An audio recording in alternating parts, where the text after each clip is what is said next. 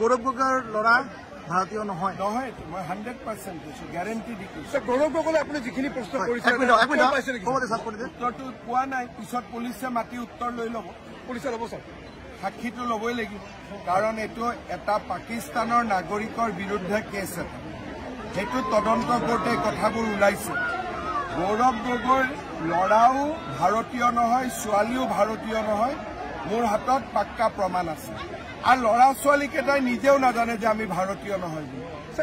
দেউতাক মাকে কৰি থৈ দিছে কামটো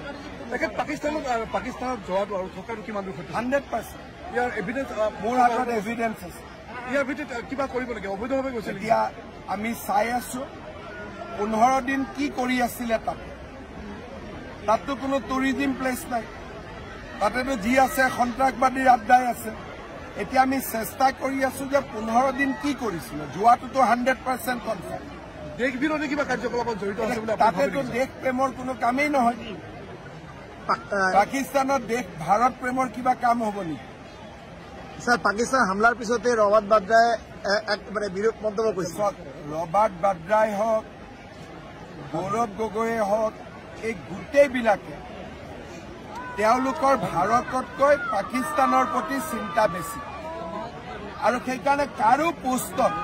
পাকিস্তানক গালি পাৰা আপোনালোকে নেদেখিব সব মাজে মাজে লিখিব ডাইৰেক্ট একো নিলিখে সব মাজে মাজে স্যার আজি নির্বাচন অনুষ্ঠিত হৈ আছে देखिए बांग्लादेश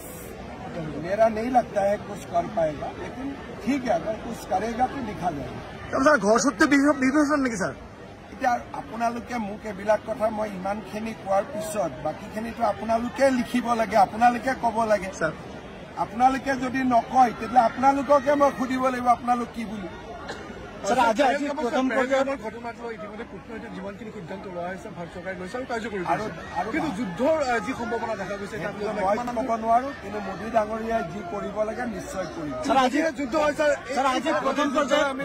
বাংলাদেশ কিমানটো কিমান চবেই যুদ্ধ স্যাৰ আজি প্ৰথম পৰ্যায়ৰ ভোট গ্ৰহণ অনুষ্ঠিত হৈ আছে কি